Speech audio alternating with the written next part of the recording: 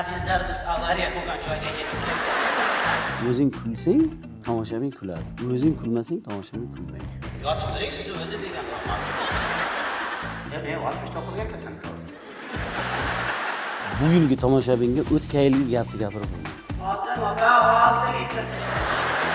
Yuragim yig'lagan mavzularda bular aslida, lekin men ularni so'z ustasi bo'lganim uchun satira bilan, kulgi bilan qizib berishga harakat qilaman. To'g'ri deydigan mavzularda hammasi.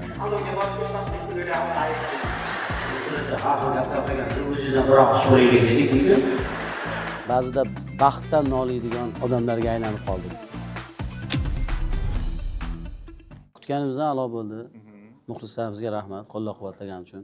To'g'risi bunchalik muvaffaqiyatli bo'ladi deb o'ylamagan edik, lekin juda ham muvaffaqiyatli bo'ldi. Muxlislarimiz, mutaxassislar e'tibor etyapti. Haqiqatda ustozlar yaxshi deyishyapti.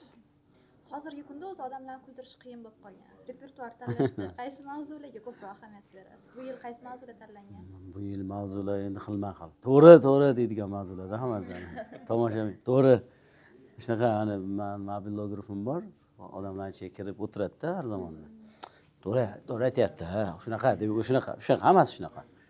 To'g'ri aytayapti degan mavzuda men birinchi o'zim kulaman-da. Shu shogirdlarga ham aytaman. O'zing kulsang, tomoshabin kuladi. O'zing kulmasang, tomoshabin kulmaydi. Bugungi kunda muxlisi bilan hamnafas bo'lish kerak faqat. Shular bilan bir xil yashash kerak. Bir xil fikrlash kerak. O'shanda o'sha dardini topa olasiz-da. Agar muxlislardan bir qadam agar orqada qolib ketsangiz, ularning ko'ngliga yo'l topa olmaysiz. O'shaning uchun muxlislar bilan bitta davrda o'sha hozirgi zamonda, aynan hozirgi zamondagi dolzarblik, hozirgi zamondagi hammani ro'parasida turgan mavzularni olib chiqish kerak. Bu yilgi tomoshabinga o'tgan yilgi gapni gapirib bo'lmaydi. Shu zamon bilan ham nafas degani. Yangilikdan xabaringiz bormi degani? Yangiliklardan xabaringiz bormi deganda? Yangisidan bormi degani o'sha yangilikdan xabaringiz bormi degani? Shu yangilik. Amerika qalay bo'ldi, Ashqo? O'tirgan joylarni aytmaydi. Xo'p, uchadi. Nima men uyga yotqani kelganmiz?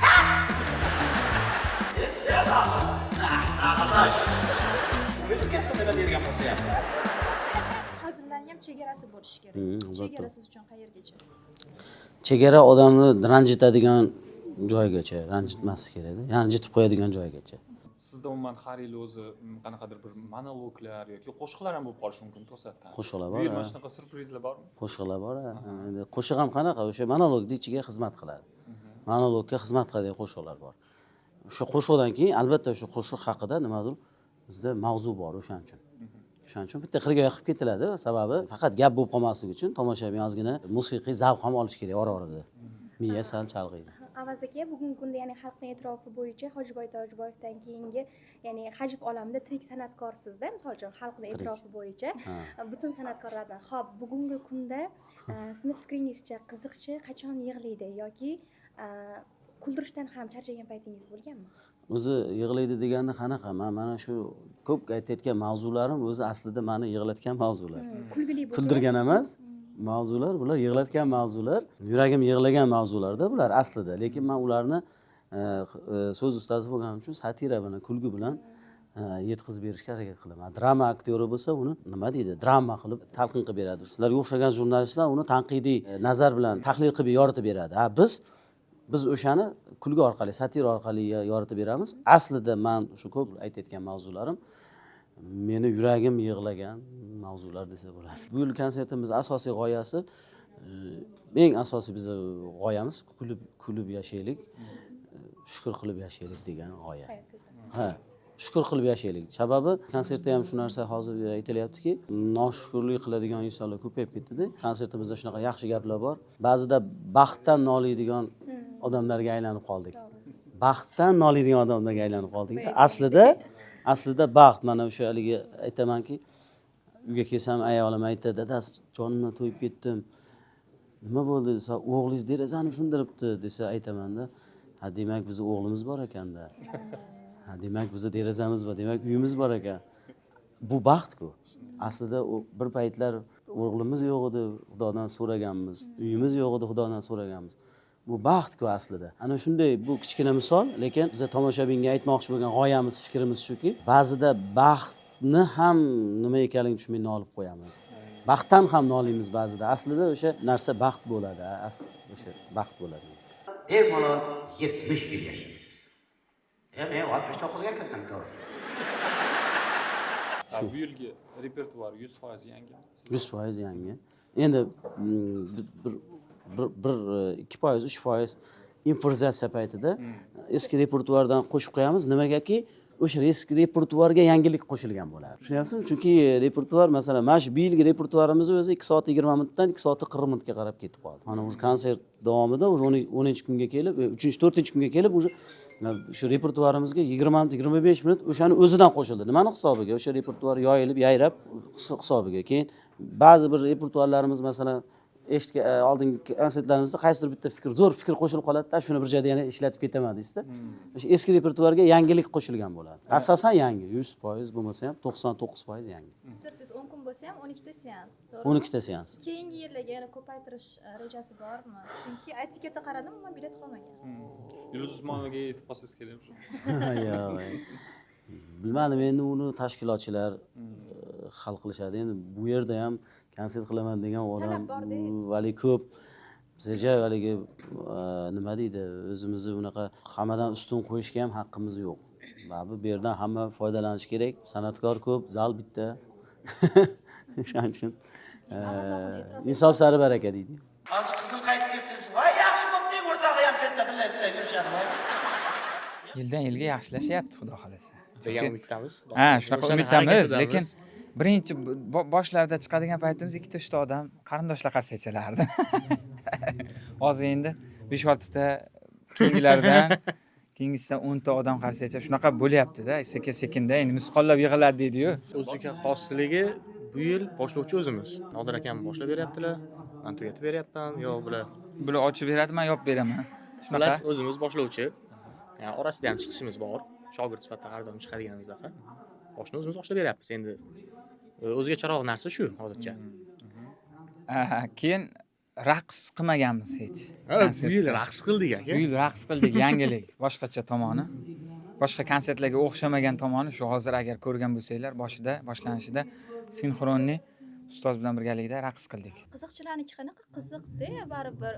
Sizlar eshitib ko'rasizlarmi ustozni hazillarni yoki hech kim eshitmaydimi? Sizlarning tayyorgarlik jarayonlaringlar qanaqa bo'ladi? Ular ko'rib beradilarmi? Qo'shimchalar qo'shish kerak bo'lsa, o'zgartirishlar, shu jarayon haqida. Ko'rib beradilar ustoz biznikini. Ustozdan o'tgan narsa keyin kichikroq konsert zallarda, sanatoriyalarda aytib ko'riladi. Bu yerda ham yaxshi sinovdan o'tsa, keyin katta sahnaga olib chiqiladi. Lekin birinchi navbatda ustoz eshitadilar, ustozga aytib beramiz. Yaxshi ekan bo'ladi, ishlasa bo'lar ekan deb o'zlari boyitib beradilar, yordam beradilar. Bo'lmaydi desalar, olib tashlaymiz. Bo'lmaydi deganlar lekin rostdan bo'lmaydi bo'ladi. Ustoz bo'lmaydi, kulgili emas deganlarga tomoshabin ham kulmaydi. Ustoz o'zlari ham repertuarlarni qiladilar, g'oyalari bizga aytib turadilar, masalan, zo'r narsa kelib qoldi eshitlaring deb telefon qiladilar, konferensiya qilamiz, yo'q. Aytib beradilar. Yonlarida bo'lsak, o'zimizga aytadilar. Bo'lmasa telefon. Ustoz ham shunaqa, birinchi kichik sahnalarda, kichikroq joyda sinab ko'radilar. Butun boshli repertuar endi bitida aytmasalar ham, qaysidir qismlarni sinab ko'radilar. Yaxshi sinovdan o'tganlarni olib qo'yadilar. O'tganlari bo'lgan, mana sizlar g'oya bergansizlar, o'sha g'oya o'tgan konsertga tasdiqlangan. Endi butun boshli g'oya menimcha bermaganmiz-ku. Fikr beramiz. Fikr berib turamiz, qaysidir g'oyalarni, Fikr masalan, beramiz. nimadir repertuar boshlagan bo'lsalar, mana buni ham qo'shib yuborsa bo'lar ekan ustoz deb Fikr beramiz. fikrlar chiqib turadi, qo'shib yuboradilar, yaxshi fikr bo'lsa. Har tomonlama ustoz. Ustoz faqat kasb jihatlama bizga ustoz emas, hayotiy ustoz, aka-ukadek gaplashadilar joyi kelsa ota boladek gaplashamiz, joyi kelsa og'aynidek gaplashamiz. Ustoz bilan ustoz shogirdlik, bizani munosabatimizda erkinlik bor. Uka deb o'zlariga yaqin tutgan holda munosabatdamiz. Har doim bizlarga yaxshi bo'lishi uchun to'g'ri fikrlarni, to'g'ri tavsiyalarni berib keladilar. Endi biz ham munosib shogird bo'lishga, munosib uka bo'lishga harakat qilyapmiz. Harakat qilamiz. Masalan, men ustozman, shogirdlar qilish kerak degan narsa yo'q. Ya'ni ustozliklardan foydalanmaydilar, masalan.